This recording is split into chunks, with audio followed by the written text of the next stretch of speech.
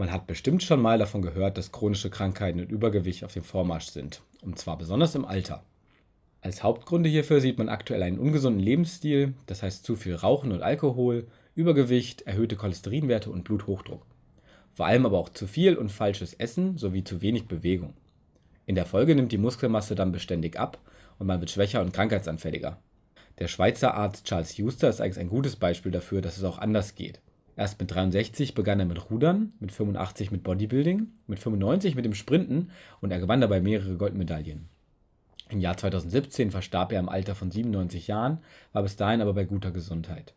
Mich persönlich stört dabei gar nicht so sehr der Gedanke an ein kürzeres Leben, sondern der von Abhängigkeit und eingeschränkter Lebensqualität vor dem Tod. Mein Name ist Simon. Ich bin 30 Jahre alt und promovierter Physiker und habe Spaß daran, in strukturierter Weise Antworten auf spannende Fragen zu finden. Um dafür vorzusorgen, dass ich fit bleibe, habe ich mich vor kurzem viel mit der aktuellsten Wissenschaft zum Thema Fitness auseinandergesetzt, meine Ernährung umgestellt und einen Trainingsplan ausgearbeitet. Im Ergebnis erziele ich damit gute Erfolge. Inspiriert von Charles Huster stelle ich mir aber die Frage, was passiert, wenn man die gleichen Methoden im hohen Alter anwendet? Mit diesem Gedanken gehe ich gleich an eins meiner Lieblingshobbys, nämlich Studien lesen. Mein Fokus liegt dabei auf Methoden, die einfach und wissenschaftlich belastbar sind. Wer revolutionäre neue Trainingsmethoden oder eine neue Wunderdiät sucht, wird in diesem Video also eher nicht fündig werden. Wer aber eine sauber recherchierte Vorgehensweise und ungeschönte Ergebnisse zu schätzen weiß, ist dafür genau richtig. Da die Recherche sehr vielversprechend aussah, hatte ich nun Lust, das auch experimentell auszuprobieren. Dafür fehlte mir ein Partner, aber da musste ich zum Glück nicht lange überlegen. Der Mann, der da aus dem Törchen kommt, ist mein Vater Hans. Er ist 63 Jahre alt und Rentner. Sein Sport besteht hauptsächlich aus gelegentlichem Spazierengehen. Wie bei den meisten in diesem Alter überwiegt aber die Inaktivität mit viel Sitzen und Liegen. Ebenso muss es bei der Ernährung hauptsächlich schnell und einfach gehen, was gelegentlich dann noch Fastfood auf den Teller bringt, das ja nicht für seine gesundheitsfördernden Eigenschaften bekannt ist. Also habe ich mich auf den Weg gemacht, meinen Vater zu besuchen. Normalerweise machen ältere Menschen keinen regelmäßigen Sport und schon gar keinen Kraftsport. Das liegt eigentlich nicht daran, dass sie es nicht könnten oder es gar schlecht wäre, sondern es ist eher kulturell bedingt. Wer alt und in Rente ist, hat es sich verdient, auf dem Sofa sitzen zu bleiben. Neben der Frage, ob das Leben auf dem Sofa tatsächlich schöner ist, hat dies auf Dauer allerdings ernsthafte Konsequenzen für die Gesundheit. Zu wenig Sport beeinflusst jedes Organ des Körpers und gilt nachweislich als einer der Hauptgründe für chronische Krankheiten, sowohl psychisch als auch physisch.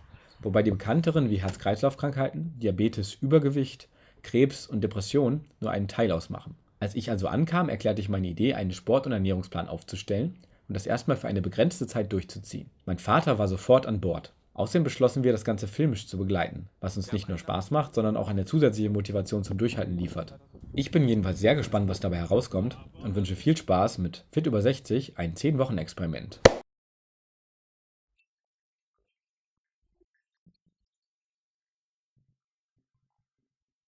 Damit hallo und herzlich willkommen bei unserem kleinen Projekt.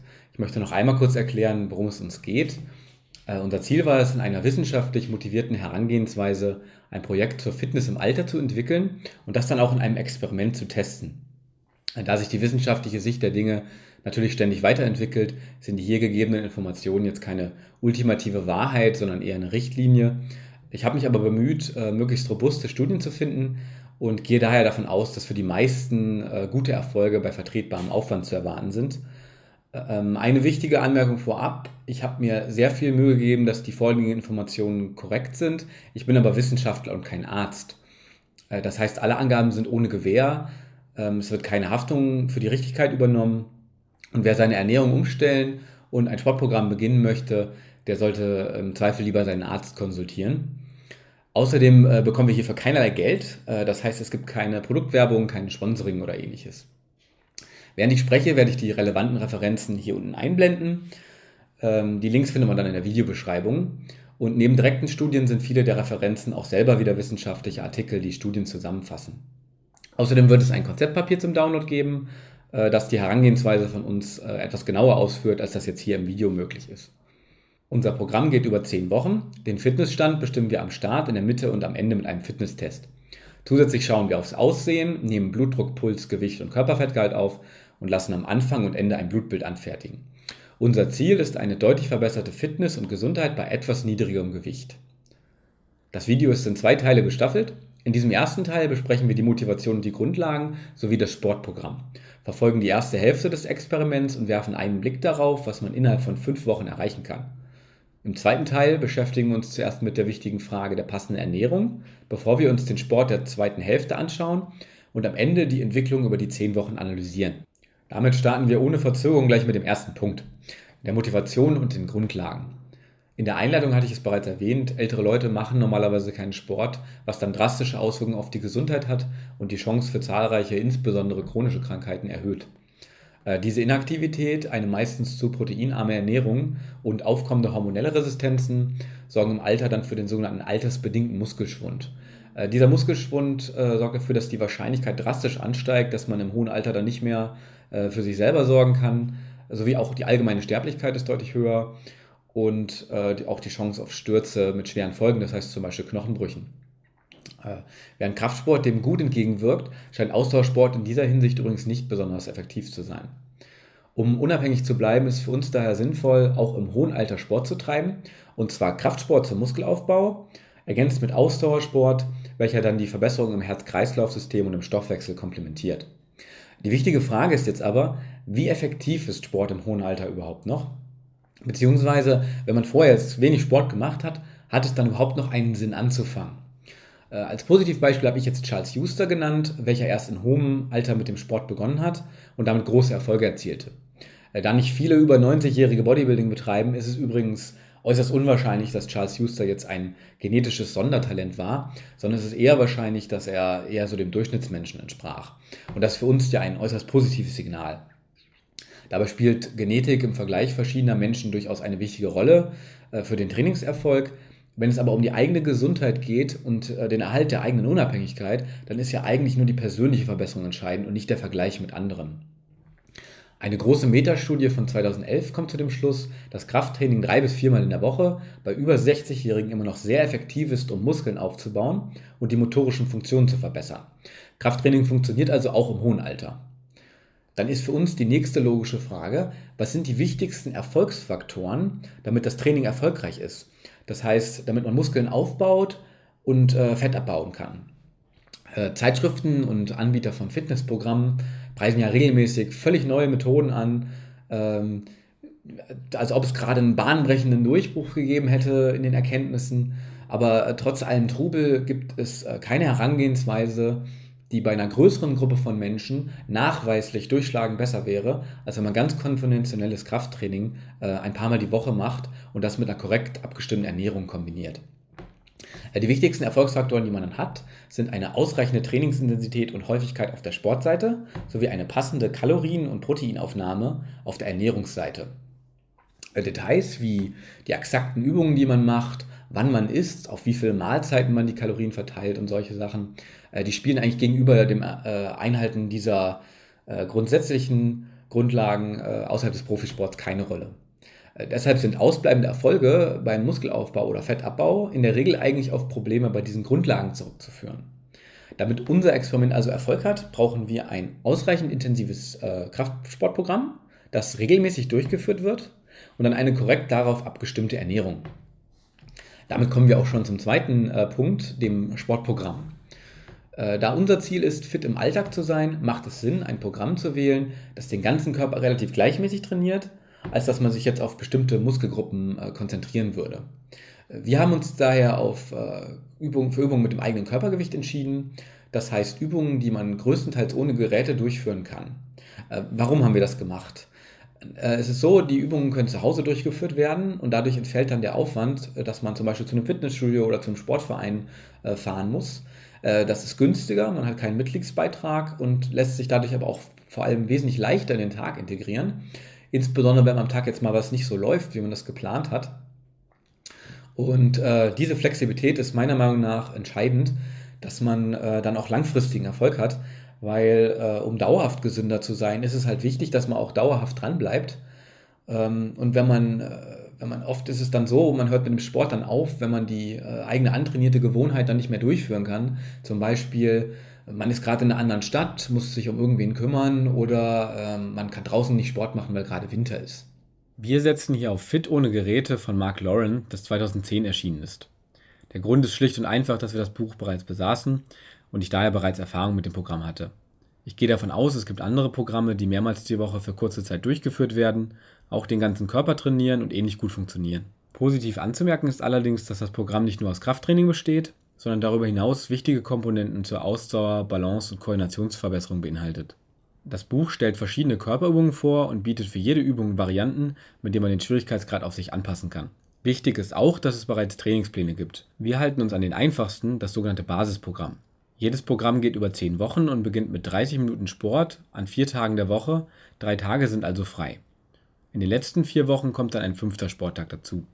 Über die Wochen variieren sowohl die eingesetzten Übungen als auch das Trainingsschema. Das heißt, manchmal werden zum Beispiel einfach 3 Sätze à 12 Wiederholungen pro Übung absolviert, während an anderen Tagen eine Zeit vorgegeben ist und man die Anzahl der Wiederholungen mit jedem Satz bis zum Ablauf der Zeit zu steigern versucht. Auch wenn das Buch, nach dem wir arbeiten, Fit ohne Geräte heißt, kommt man ganz ohne Geräte nicht aus, was ich mal kurz zeigen wollte. Also die wichtigsten Sachen habe ich hier mal in der Hand. Das eine ist ein Handtuch. Also es gibt einige Übungen, wo man entweder mit einem Handtuch eine scharfe Fläche abmildern kann, damit es vom Greifen nicht so unangenehm ist. Oder man legt das Handtuch um eine Türklinke, um sich an der Tür hochzuziehen.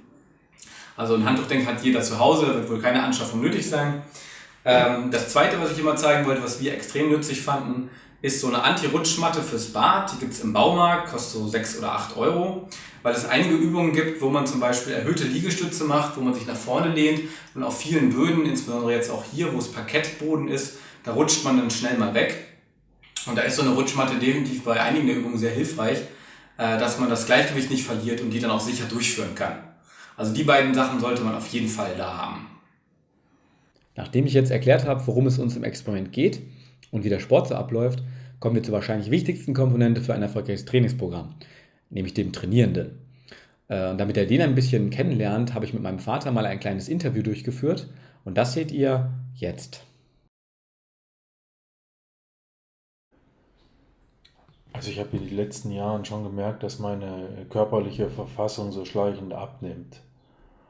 Und dazu kommt, dass auch gewisse Bewegungseinschränkungen zu verzeichnen sind. Und beides macht mir doch hin und wieder im Alltag schon leichte Probleme.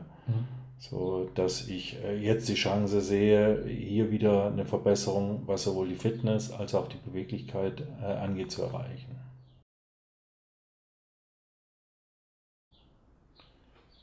Also den letzten regelmäßigen Sport, an den ich mich vage erinnere, ist der Schulsport, 2 Stunden die Woche. Und danach habe ich einmal ernsthaft angefangen zu joggen, auch ein Vierteljahr durchgehalten, aber mit Einbruch des Winters habe ich das dann gestoppt und auch nie wieder angefangen. Und dann war ich nochmal ein paar Jahre lang passiv zahlendes Mitglied in einem Fitnesscenter. Also ich schätze mal, dass ich zurzeit so zwischen 10 und 15 Kilo einfach zu dick sind, um es mal platt zu sagen. Und die 10, 15 Kilo sind ja nicht einfach vom Himmel gefallen. Ab heute bin ich dick so ungefähr. Das ist ein schleichender Prozess und ich habe natürlich versucht, hin und wieder gegenzusteuern. Auch mehrere Diätversuche hinter mir, aber es ist dann wirklich auch bei den Versuchen geblieben, die ich spätestens nach 14 Tagen abgebrochen habe. Also neben dem doch ziemlich hohen Leidensdruck ist es so, dass hier sowohl das, was als Ernährung gemacht werden soll, als auch als Sport gemacht werden, auf wissenschaftlichen Studien im Wesentlichen beruht. Ich bin so ein bisschen wissenschaftsgläubig, sodass ich eher an den Erfolg dieses Unterfangens, das wir hier machen, glaube, als ich das vielleicht in früheren Zeiten gemacht habe. Und dann kommt dazu, dass ich ja mit dir hier einen kompetenten Trainer an der Seite habe, der immer wieder nachfragt, wie es läuft und das motiviert natürlich zusätzlich, das Ding auch durchzuziehen. Also ich bin ein Schokoladenesser, das heißt, ich habe schon 2 große Tafeln, weiß nicht, 150, 200 Gramm Tafeln die Woche verzehrt. Und das muss ich natürlich jetzt auf einen Riegel zurückschrauben. Sehe ich schon als Problem an. Und zudem habe ich auch ganz gerne mal ein Gläschen Wein getrunken oder auch einen Whisky. Und das auch nicht nur einmal die Woche. Und auch das muss ja massivst reduziert werden und das stelle ich mir schon ganz spannend vor. Und ich hoffe allerdings, dass ich das hinkriege. Im ersten Schritt von unserem Experiment bestimmen wir jetzt die Fitness am Anfang. Dazu nehmen wir einige Werte auf. Der erste ist der Blutdruck. Mit 141/68 ist der obere Wert an der Grenze zum Bluthochdruck, sollte also besser etwas niedriger sein.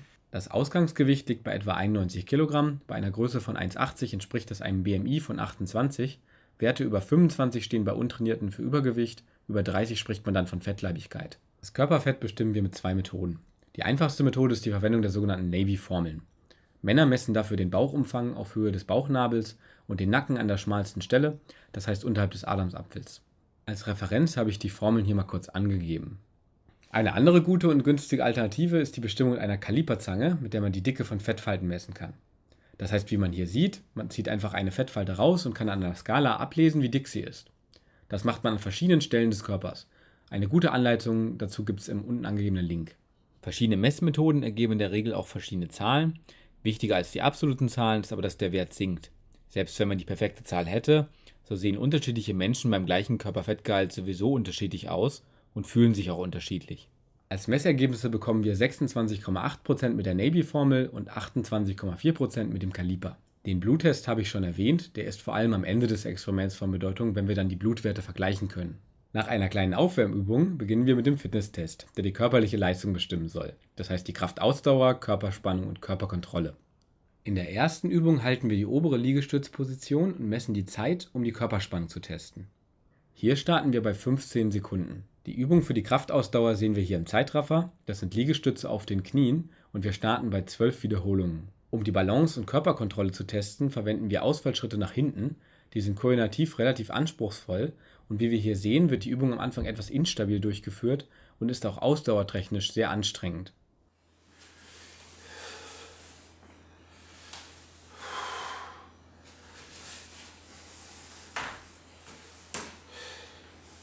Nachdem wir den Ausgangszustand protokolliert haben, beginnen wir jetzt mit dem eigentlichen Sportprogramm. Damit man davon mal einen Eindruck bekommt, haben wir den Sport der ersten beiden Wochen mal aufgenommen. Alle Übungen dieses Plans fallen in eine von 4 Kategorien: Drücken, Ziehen, Beine oder Haltungsmuskulatur. In den ersten beiden Wochen werden pro Tag dann 2 Kategorien kombiniert. Das heißt zum Beispiel ist Tag 1 ist Drücken und Ziehen und Tag 2 ist dann Beine und Haltungsmuskulatur. Die erste Übung, die wir hier sehen, sind erhöhte Liegestütze. Das ist ein schönes Beispiel für eine Übung, bei der man den Schwierigkeitsgrad einfach anpassen kann, nämlich indem man einfach eine tiefere Fläche zum Abstützen benutzt, wenn man etwas stärker ist. Die zweite Übung ist eine Zugübung, das sogenannte Türziehen. Hier ist die Anti-Rutschmatte hilfreich, die ich schon vorher einmal gezeigt hatte. Wie auch die erste Übung ist die dritte Übung wieder eine Druckübung, nämlich der Trizeps-Dip am Stuhl. Hier kann man gut sehen, dass die Übungen auf Alltagsgegenstände ausgelegt sind, die eigentlich jeder zu Hause hat. Die vierte Übung, umgekehrtes Bankdrücken, schließt dann die Trainingseinheit ab. Jede Übung wird für 7,5 Minuten durchgeführt, das Training dauert also insgesamt eine halbe Stunde. Am zweiten Tag geht es dann um das Training von den Beinen und der Haltungsmuskulatur.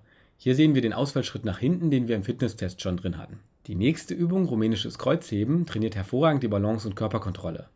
In der Regel ist das am Anfang ganz schön schwierig, sowohl körperlich als auch koordinativ. Die dritte Übung ist Kniebeugen, die ist den meisten sicherlich nicht unbekannt. Wie man sieht, kommt er hier nicht besonders weit runter, das kann sich mit der Zeit aber verbessern. Man sollte da einfach seine eigenen Grenzen austesten. Die letzte Übung des zweiten Tags ist super für die Haltungsmuskulatur, insbesondere im Rücken, der sogenannte Schwimmer, bei dem man ein Bein und den gegenüberliegenden Arm zusammen abhebt und dann die Seite wechselt. Auch wenn die Übungen im Video teils recht entspannt aussehen, kann ich versichern, dass die ganz schön anstrengend sind. Insbesondere am Anfang ist das kein Selbstläufer, da muss man schon etwas Mühe aufbringen.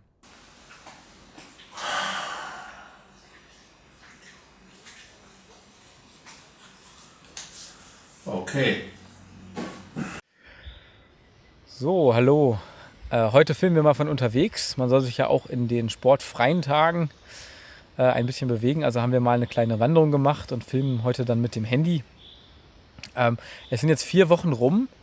Das heißt, es ist ein guter Zeitpunkt, mal zu fragen, wie ist es dir denn mit dem Sport ergangen in den ersten Wochen? Ging das? Oder? Also der Vorteil ist ja, dass man da einfach einsteigen kann. Das heißt, mit Liegestützen zum Beispiel erhöhte Liegestütze zu machen und so weiter und so fort. Und von daher hat das auch gepasst, obwohl es schon hart ist. Also es ist schwierig, aber es geht.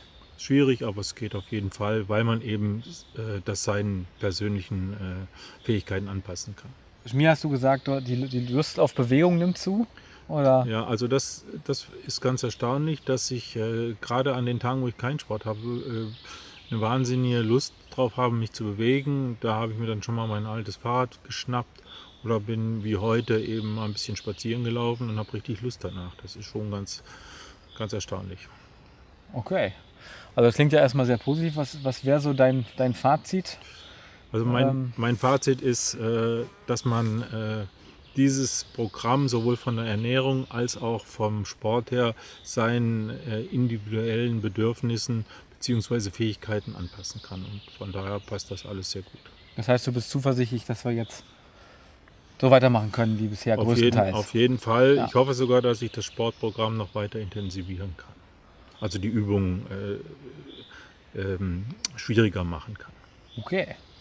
Ja, dann ist nächste Woche dann 5 Wochen, also praktisch Halbzeitpause vorbei. Dann wollen wir einen weiteren Fitnesstest machen, die Körperfettmessungen wiederholen und mal gucken, was da insgesamt so rauskommt. Wir gehen jetzt mal hier schön wieder den Berg runter und sind damit etwa noch eine Stunde beschäftigt und dann sehen wir uns bald wieder. Ja, tschüss. Ja, tschüss.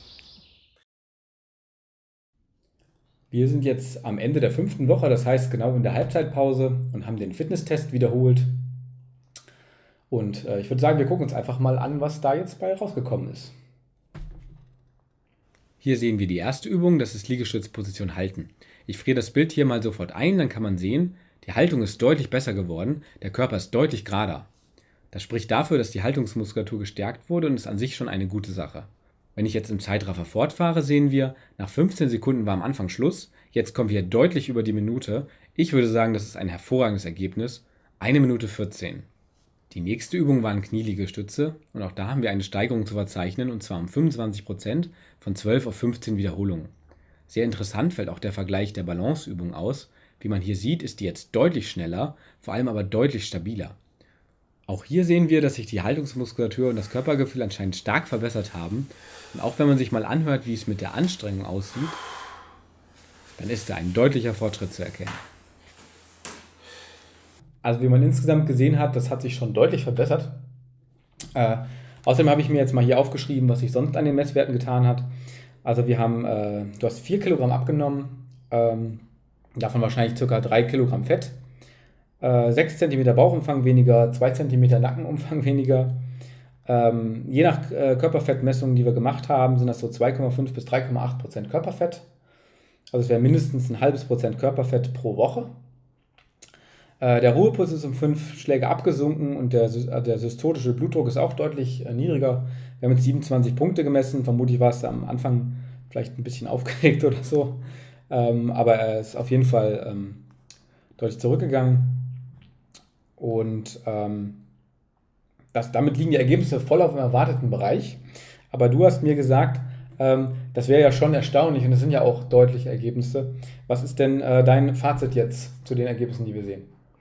Also ich bin überrascht, dass das so funktioniert hat und dass es insgesamt gesehen doch relativ einfach gelaufen ist. Einfach in der Hinsicht, dass ich die Sportübungen durchziehen konnte, auf meinem Level natürlich, und auch, dass die Ernährung im Großen und Ganzen sehr gut geklappt hat. Und dass eben fast wie vorhergesagt die entsprechenden Ergebnisse eingetreten sind. Das fand ich schon ganz, ganz toll.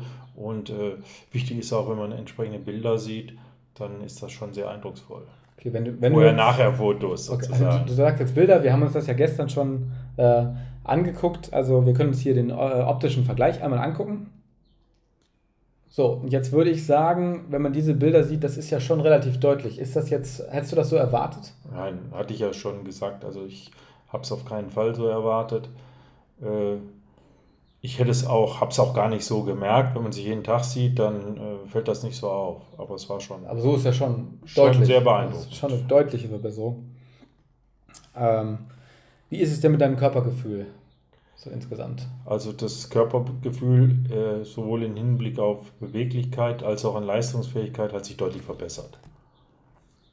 Deutlich. Also es ist wirklich Hat sich ein deutlich verbessert. deutlich merklicher Unterschied. Das ist auf jeden Fall eine super Sache. Ich fand, das hat man auch in dem Video gesehen mit dem Ausfallschritt, also wie du da am Japsen warst und dann auch deutlich stabiler standst. Ja, ich bin auch sehr zufrieden, muss ich sagen. Also es ist ja fast schon unheimlich gut rausgekommen, wie es sollte. Der Sport wird ja jetzt ein bisschen anspruchsvoller, von daher, dass ein Tag dazu kommt. Also ab der 6. Woche gibt es 5 Tage mit einem Zirkeltraining noch dazu. Hoffe ich, dass du das dann auch schaffst, aber da ist ja jetzt nach den Wochen eigentlich kein Zweifel dran, dass das gut klappen kann. Ja, dann möchte ich ansonsten abschließend hier noch sagen, also ich bin auf jeden Fall stolz, dass du das so durchgezogen hast. Also ich hätte es ja selber nicht hundertprozentig geglaubt, aber ich meine, der Alkohol ist weniger, die Süßigkeiten sind weniger, es gab eine Ernährungsumstellung und dann auch noch den Sport dazu, den man alle 4 Tage machen musste, 4 Tage lang machen musste, Verzeihung. Also da will ich schon mal sagen, alle Achtung, also das kriegt auch nicht so jeder hin. Also das finde ich schon extrem gut. Also mein Kompliment an dich, dass du das so durchgezogen hast. Dann schauen wir uns mal an, wie die nächsten 5 Wochen aussehen und ob wir dann nochmal so erstaunliche Ergebnisse bekommen oder ob das dann ein bisschen weniger ist. Aber Hauptsache würde ich sagen, es geht in die richtige Richtung weiter. Okay, dann sind wir gespannt, wie es weitergeht. Ja. An dieser Stelle noch ein kurzer Nachtrag zum Thema Blutdruck, weil mich das selber überrascht hat und ich denke, dass es für viele interessant sein könnte. Wie ich das gesagt habe, wir haben in den ersten 5 Wochen eine Reduktion im oberen Blutdruck um 27 Punkte gemessen. Weil wir jeweils nur einmal am Tag gemessen haben, ist dieser Wert natürlich mit einer gewissen Unsicherheit behaftet. Ich habe das eigentlich mal kurz recherchiert. Eine Absenkung um 20 bis 30 Punkte ist durchaus typisch, wenn man anfängt Sport zu machen, Fett verliert, weniger Alkohol trinkt und auch weniger Salz isst. Wer also Bluthochdruck hat und nicht auf möglicherweise nebenwirkungsreiche Medikamente angewiesen sein möchte, der kann mit so einem Vorgehen extrem viel erreichen. Ich bin dann mal gespannt, welchen Wert wir am Ende des Experiments dann messen und das sehen wir dann im zweiten Teil. Und bis dahin, macht's gut.